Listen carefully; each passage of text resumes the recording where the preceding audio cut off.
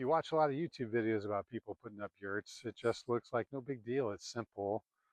And I think it can be, but I think most of those are in unincorporated areas where people don't really have to worry too much about permitting and dealing with county issues or township issues.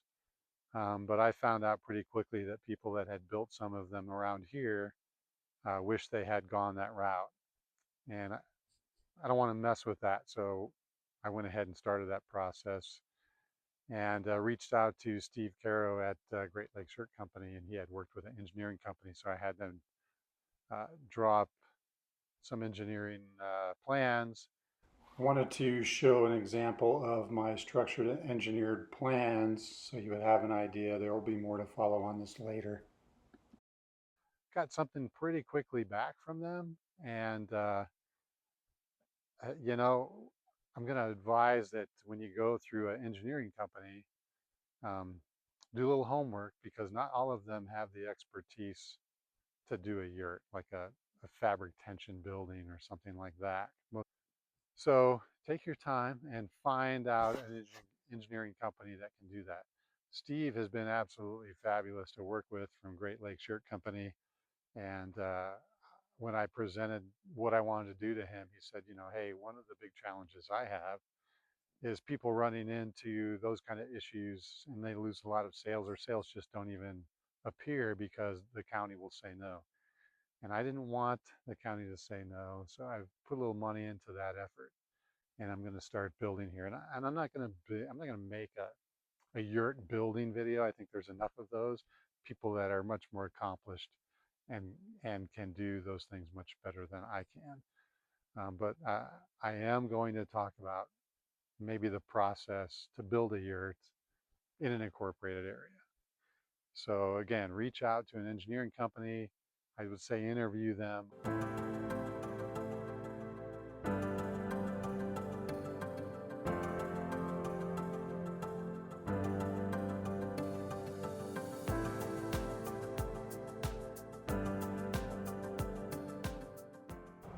I feel like it's important to let you know that there are 3 inspections required, at least for me.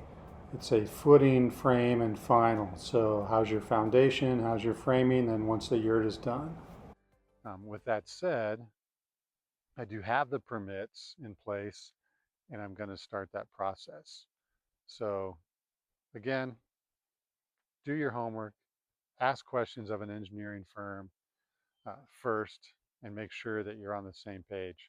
But I found out that snow loads and wind loading and live loads, and if you know what that is, all of those things are factors for a standard house built plan that aren't really necessarily applicable to the degree that they are in a house in a yurt.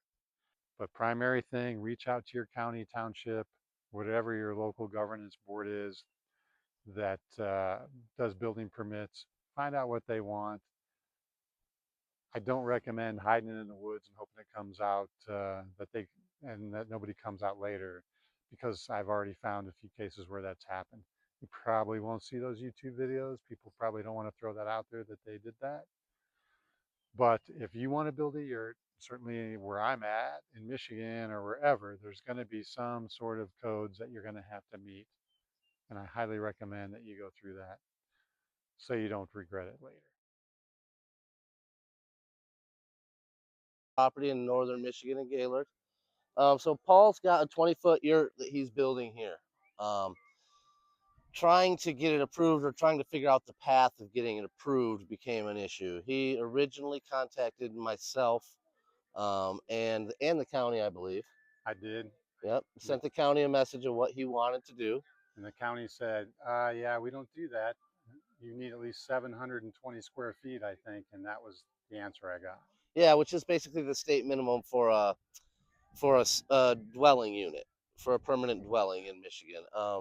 So they basically told him no right off of the bat without putting much into it.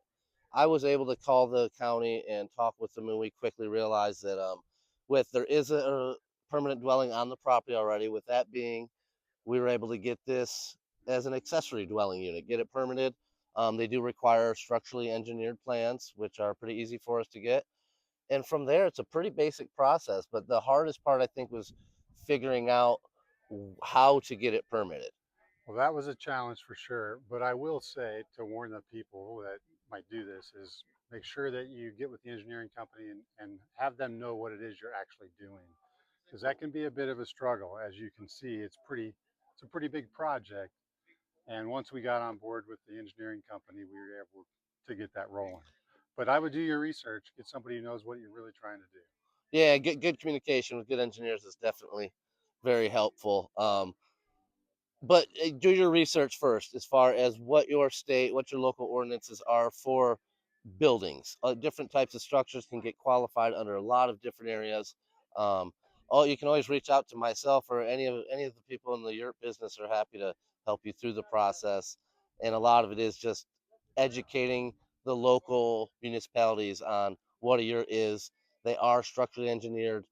They are safe and approved. Yeah, that was absolutely a big problem. And even with the engineers, they didn't seem to understand exactly what this was, and they're not Sure. really used to that. So for sure, they need to know that it's a building that can meet code, that you can put up on your property. You can hook it up or not hook it up. We chose not to hook this up to the grid, but there are ways to do that. We were approved for new residential, which I think makes it possible for me to do that in the future, should I choose to. Yeah, and part of that is, like if you were going with a permanent dwelling, they would want you to be. A lot of places would want you to be fully on the grid. Now that all depends on where you're at. Accessory building units are another category that we see buildings getting put up as. If you have a permanent dwelling on the property, say like a pole barn, would be considered an accessory unit. And if you're going to use the yurt for studio space, things like that, it's an accessory building. Which is what we're doing here is a studio space. I can run power from a power station or whatever, but I'm not tying into the grid. But that seems to be an option when I talk to the inspectors. Yeah. I said, yeah, just go ahead and apply for uh, electrical and plumbing if you want to go that route. So Yeah, and as a secondary unit, I think you have that option. yeah. Yeah. So the big thing is no might be the initial answer, but I think there's a way to yes. Don't get discouraged. Work with Steve or whoever the builder company is, and actually talk to the county, and you can find the right person. Hopefully. There always is a way to get them approved. Yeah. Different uses too. We deal with a lot of people, a lot of educational nature schools and that sort of thing, and they require all of the fire marshals and everybody to sign off. And we have many throughout the country, and they're all approved to house our children. Well, Yeah. do you think there's anything else initially to help people figure out? Yeah, you can do this if you try. Yeah, There's a way. don't do your research first, and don't always take no for an answer. Ask why. Go down the different paths. Definitely. All right. Well, that's it for this version or this edition of the video. Yeah. Thanks. Basically, circular. Well, this is a bit